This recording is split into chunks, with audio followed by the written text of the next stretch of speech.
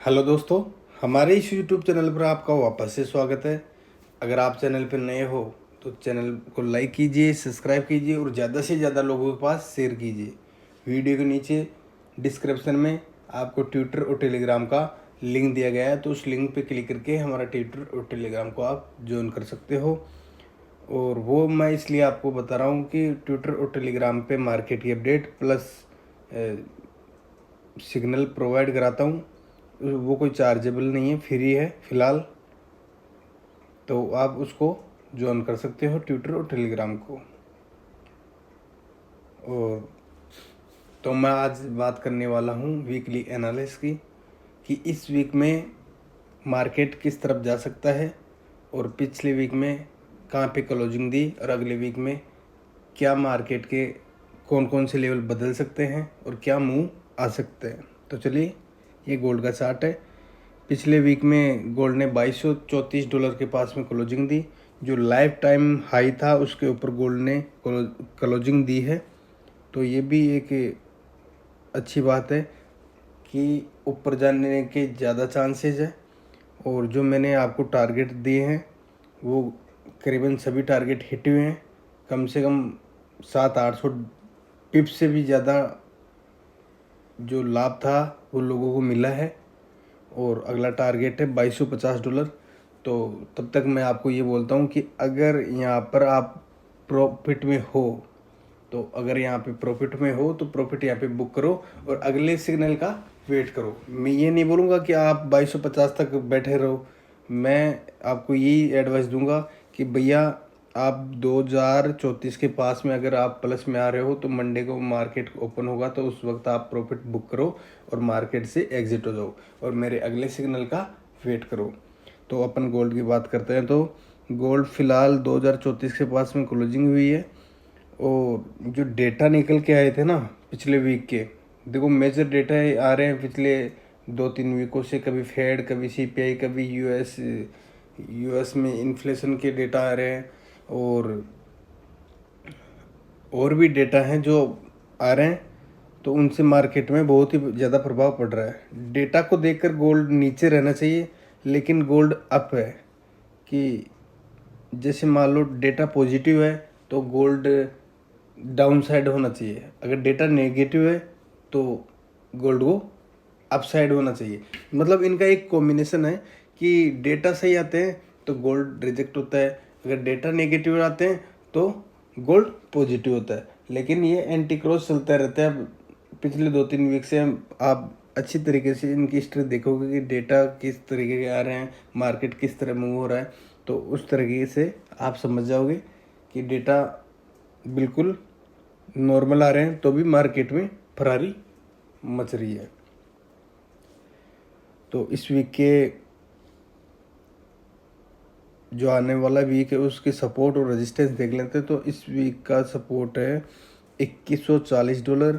अगर gold price यहाँ से रिजेक्ट होती है और $2140 से नीचे सस्टेन होती है तो आपको अंडर 2000 के भी पास में भी आपको गोल्ड प्राइस दिख सकती है। मतलब वहाँ पे भी आपको ट्रेड करता हुआ गोल्ड दिख सकता है $2200 से रिजेक्ट होता हुआ 2000 के पास में। मतलब $100-150 का करेक्शन अगर यहाँ से रिजेक्ट होती है प्राइस और इसके नीचे सस्टेन होती है। तो ऊपर के रेजिस्टेंस की बात करें तो ऊपर का रेजिस्टेंस है $2260।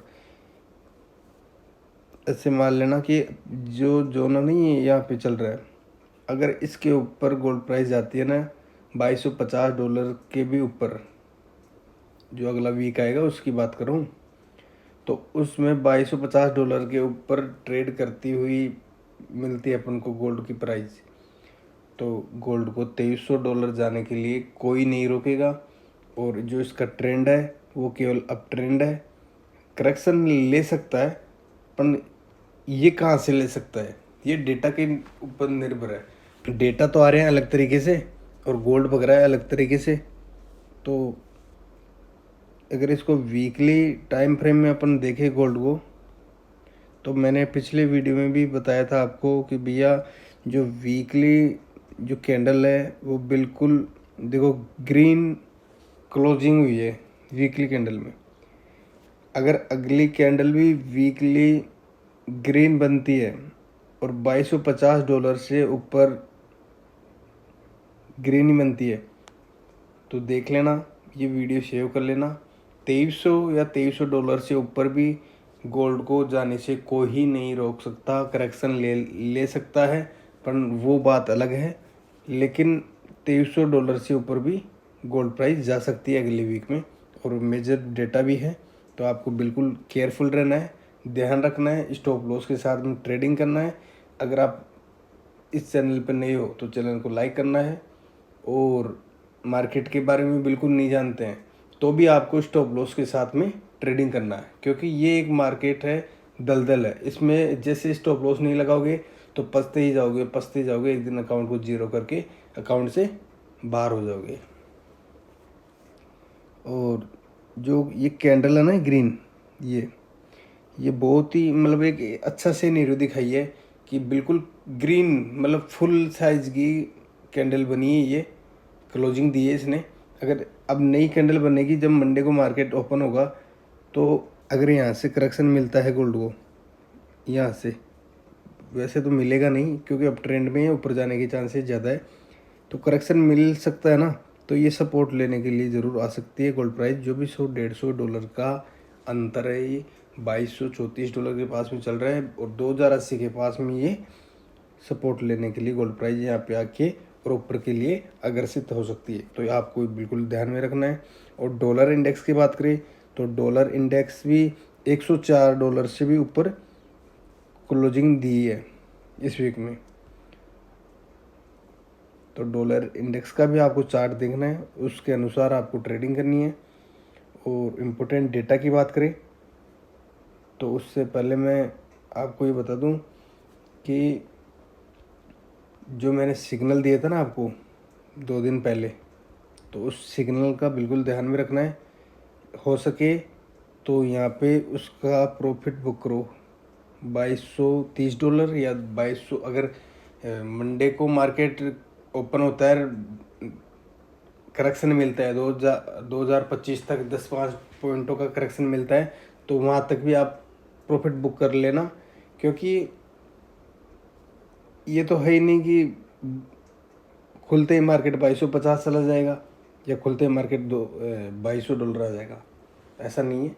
मार्केट में तब $20-30 का मूवमेंट तब होता है जब मार्केट में कोई हाई इम्पैक्ट वाली न्यूज़ रहती है। तो जब भी मार्केट ओपन हो ना मंडे को, तो आपको प्रॉफिट बुक करना है, उसके बाद में मेरे नेक्स्ट सिग्नल का वेट करना है। तो चलो देखते हैं इस वीक के कौन कौन से इंपॉर्टेंट डेटा है, तो उसके वजह से मार्केट में क्या बदलाव आ सकता है। मंडे की बात करिए तो मंडे के दिन करेंसी पेयर में ज़्यादातर करेंसी पेयर है उसमें बैंक हॉलीडे, और 7:30 में मैन्युफैक्चरिंग PMI की न्यूज़ है USD की। और ट्यूसडे की बात करें तो ट्यूसडे के दिन वही 7:30 में जोल्ट जॉब ओपनिंग की न्यूज़ है, उसमें भी $10-20 का मूवमेंट रहता है। और वेनेसडे की बात करें तो वेनेसडे को 5:45 पे ADP non frame employment change के नंबर आएंगे, तो उस दिन भी आपको ध्यान में रखना है। और 7:30 में सर्विस PMI की न्यूज़ है। थर्सडे की बात करें तो थर्सडे के दिन भी CNY जो करेंसी पेयर है उसमें बैंक हॉलीडे है, और शाम को 6 बजे अनएम्प्लॉयमेंट क्लेम की न्यूज़ है। और फ्राइडे की बात करें तो फ्राइडे के दिन भी करेंसी पेयर में जो CNY है, और भी है, जैसे CNY में ही है, ज़्यादातर में नहीं है, तो उसमें बैंक हॉलीडे है। और शाम को 6 बजे कैड में एम्प्लॉयमेंट चेंज और कैड में ही अनएम्प्लॉयमेंट रेट की न्यूज़ है। और USD पेयर में जो नॉन फ्रेम एम्प्लॉयमेंट की न्यूज़ है और अनएम्प्लॉयमेंट रेट के नंबर आएंगे, तो उस दिन आपको केयरफुल रहना है और स्टॉप लॉस लगा के ही ट्रेडिंग करना है, अन्यथा ट्रेडिंग को अवॉइड करें। और दूसरी बात, अगर कोई मार्केट की कोई न्यूज़, मार्केट में कोई वार या कोई अपडेट आती है तो मैं मेरे पर्सनल टेलीग्राम पे आपको दे दूंगा, जिससे आपको आगे से आगे नई अपडेट मिलती रहेगी। और कोई जानकारी होगी तो मैं आपको सबसे पहले ट्विटर और टेलीग्राम पे देता हूँ। तो आई होप इस वीडियो में जो भी जानकारी मैंने बताई है वो आपको बिल्कुल समझ में आ गई होगी। तो आज के लिए ये बस इतना ही, मिलते हैं नेक्स्ट वीडियो में। Thank you, thanks a lot.